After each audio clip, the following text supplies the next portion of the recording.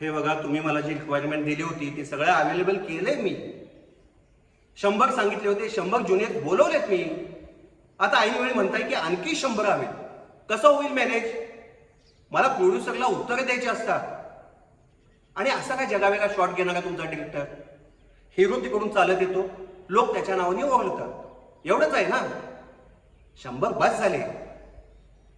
नाही नाही, मी तुम्हाला शिकवत नाही आहे, जे आहे ते सांगतोय. मग असं असेल तर तुम्ही प्रोड्युसर सोबत बोलून घ्या. ते मला सांगतील, मी करेन ट्राय.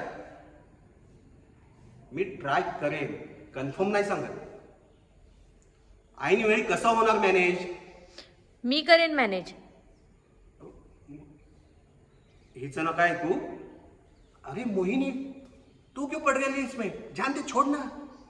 अरे कैसा करेगी मॅनेज?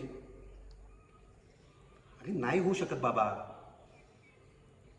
तू मेकअप टीम मध्ये आहेस ना, मग कोणाला करणार फोन?